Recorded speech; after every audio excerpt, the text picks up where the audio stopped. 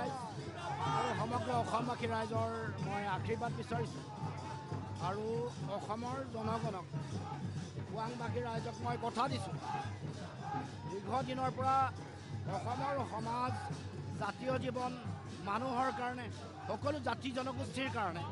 মই যিধৰণে যুঁজি আছোঁ আগন্তুক দিনসমূহত অধিক শক্তিশালী আৰু দৃঢ়ভাৱে মই যুঁজি যাম খোৱাংবাসী ৰাইজৰ যি আশা আকাংক্ষা আছে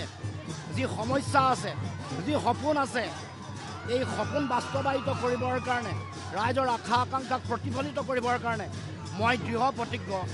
জনগণৰ হৈ যুঁজি আছিলোঁ যুঁজি যাম অসমৰ ৰাইজৰ হৈ সংগ্ৰাম অব্যাহত আছিল আছে আৰু ভৱিষ্যতে থাকিব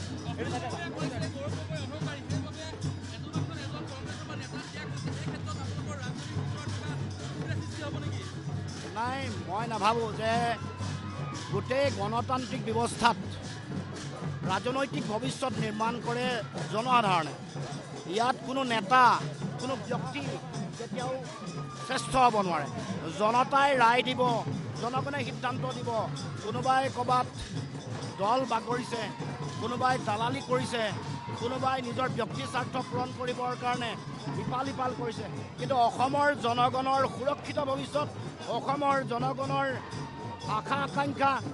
তেওঁলোকৰ সমস্যা সমাধানৰ বাট নিৰ্ণয় কৰিবৰ কাৰণে কৰা কাম কাজেহে ৰাইজে প্ৰকৃত মূল্যায়ন কৰিব সময়ত তাৰ উপযুক্ত সিদ্ধান্ত ৰাইজে দিব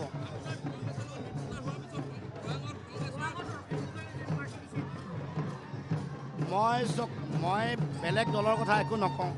মই ৰাইজৰ খোৱাংবাসী ৰাইজৰ ওপৰত মোৰ সম্পূৰ্ণ আস্থা আৰু বিশ্বাস আছে তেওঁলোকে জানে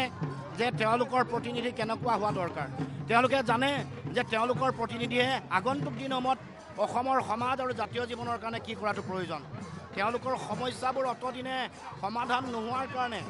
কাৰ হাতত দায়িত্ব দিব লাগে কাক আশীৰ্বাদ আৰু শুভেচ্ছা দিব লাগে সেইটো খোৱাংবাসী ৰাইজে জানে আৰু এই ক্ষেত্ৰত আগন্তুক দিনসমূহত 2026 এই নিৰ্বাচনত সেই কথা প্ৰতিফলিত হ'ব নাথাকে আমি বিজেপিক সহায় কৰা কাম অসমৰ কোনো ঠাইতে নকৰোঁ এইটো শিৱসাগৰ হওক অসমৰ যি প্ৰান্ততে নহওক বিজেপিক উৎখাত কৰাটো আমাৰ লক্ষ্য সেইকাৰণে আমি আগৰ পৰা ত্যাগৰ আমাৰো কেইবাটাও চিট আমাৰ অতি গুৰুত্বপূৰ্ণ চিট আমাৰ পৰা কাঢ়ি লৈ যোৱা হৈছে কিন্তু অসমৰ মানুহৰ স্বাৰ্থতহে আমি মিত্ৰতাটোক অধিক গুৰুত্ব দিছোঁ যদি অকণমান কম চিটো পাইছোঁ তাত আমি আক্ষেপ কৰা নাই ৰাইজ প্ৰথম অসমৰ জনগণ প্ৰথম অসমৰ মানুহৰ সংকট নিৰাময় কৰাটো নিৰসন কৰাটো এটা জাতীয় দায়িত্ব বুলি ভাবোঁ গণতান্ত্ৰিক সাংবিধানিক দায়িত্ব বুলি ভাবোঁ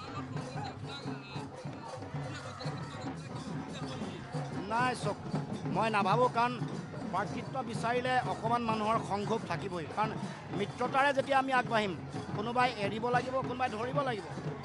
নহ'লে মিত্ৰতা নকৰাকৈ খেলিলে সকলোৱে টিকেট পাব আৰু মিত্ৰতা নকৰিলেও প্ৰাৰ্থী বহুত থাকে কোনোবা এগৰাকীয়ে পাব কোনোবা এগৰাকীয়ে নাপাব গতিকে কিছু মানুহে সংক্ষোভ কৰিব কিন্তু যদিহে বিজেপিক পৰাভূত কৰাটো মূল লক্ষ্য হয় তেতিয়াহ'লে নিশ্চিতভাৱে তেওঁলোকে ঐক্যবদ্ধভাৱে যুঁজিবৰ কাৰণে আগবাঢ়ি আহিব